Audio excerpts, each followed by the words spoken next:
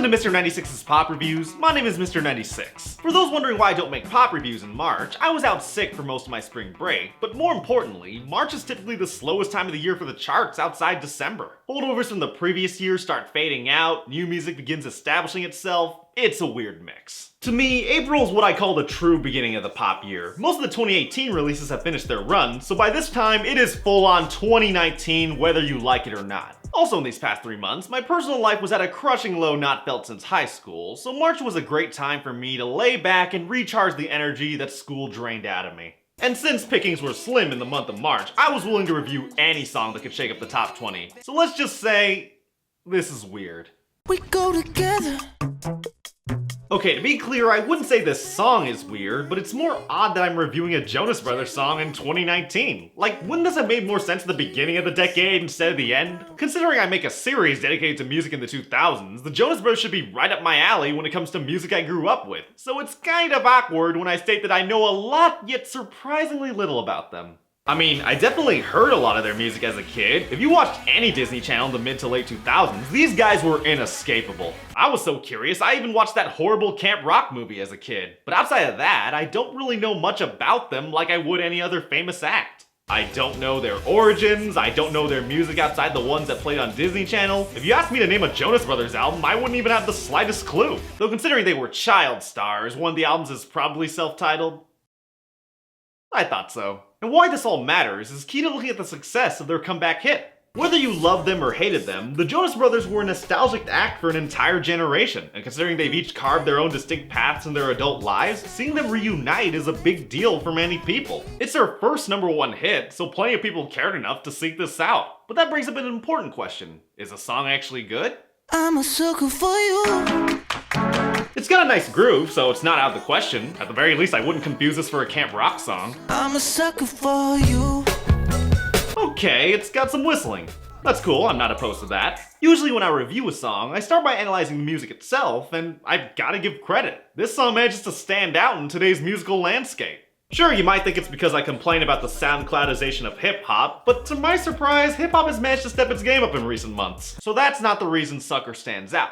Sucker stands out because it demonstrates that rock acts can still have relevance. Ooh, I'm a rebel just for kicks. And by rock acts, I'm talking about Portugal the Man, because the Jonas Brothers are not a rock band. Never have been, never will be. Let's get this out of the way. I did not want to make the popular comparison to Feel It Still. For one, Feel It Still is owned by Warner Music Group, who's been blocking all my videos in the last week, so they can go fuck. But seriously though, I don't think the songs are that similar to begin with, and I'd rather talk about the song's own merits than be the 8,000th person to compare it to some popular hit.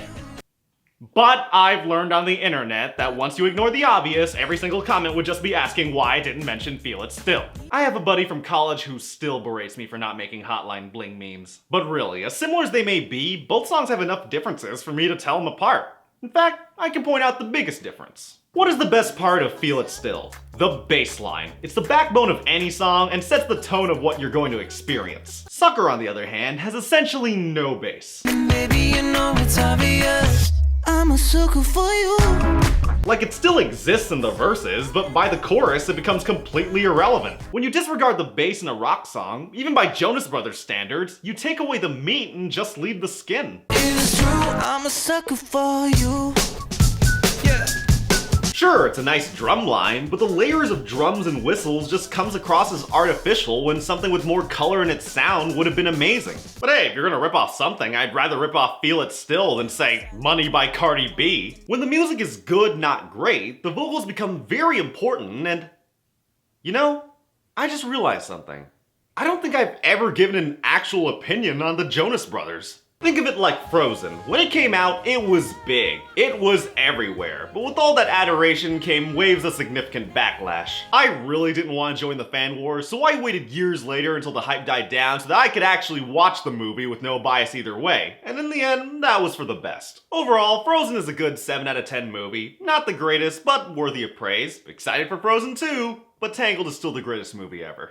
Same concept applies to the Jonas Brothers. When I was younger, you either loved them or absolutely despised them, so I try my best to avoid either bandwagon. Though I am willing to say that their sitcom was a pile of trash. But now that I've listened to their solo work more in recent years, I think I have a clearer idea of how I feel about them. And that is important when it comes to Sucker, because I'm starting to think I hate Nick Jonas's voice. Yeah. Don't complicate it. Granted, it's not awful, and I don't think he's talentless, but the way he coos in his head voice just comes off as forced, almost like he's over-singing. It's really strange that I'm only noticing this now, since he sounds exactly like how he does in his solo music.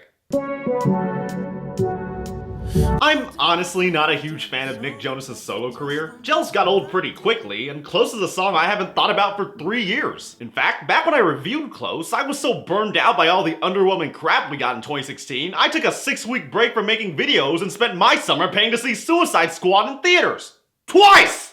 But if I had to give credit to him somewhere, Nick's cooing upper register at least somewhat fits in his R&B shtick, but now that he's making a Jonas Brothers song, that higher voice doesn't work as well with his pop rockish sound. Which is weird, because Joe does the exact same thing in Cake by the Ocean, yet that song sounds way better by comparison. Speaking of Joe, his only solo parts come in the pre-chorus, yet unlike Nick, he sounds much more tolerable. I've been dancing on top of cars and stumbling up. For one, he sings with more of a mixed voice, which is much more natural compared to a head voice, but even so, Joe just sounds more relaxed and blends in well with his musical environment. I guess I shouldn't be surprised since he still makes pop rock music with DNCE, but honestly, do you really see DNCE as anything more than a front for Joe Jonas? Hell, I did an entire episode 3 years ago where I talked about each band member, and I still forget their names. But now that I think about it, Joe's singing style is the more natural fit for pop rock, which is probably why Joe is always the center of the group. It's just unfortunate that he's relegated to a secondary role when more substance was needed.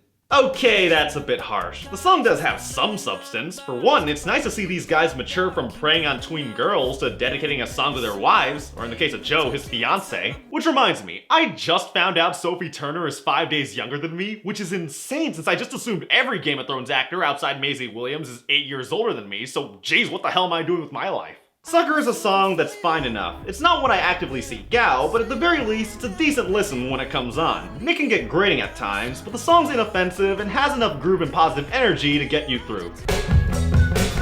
I'm a sucker for you. I'm Mr. 96, and if you want more pop reviews, click the subscribe button to see more, and hopefully WMG doesn't block my entire channel. Article 13 has led to YouTube and music labels claiming dozens of music reviews for even playing 10 seconds of their songs. I've had several videos blocked already, and I assume they won't be the last, so please speak up and support your fellow content creators out there. Cause remember, pop songs may come in numbers, but there's only one, 96. 너의 그 말, 그 잔인한 말, 가슴 아픈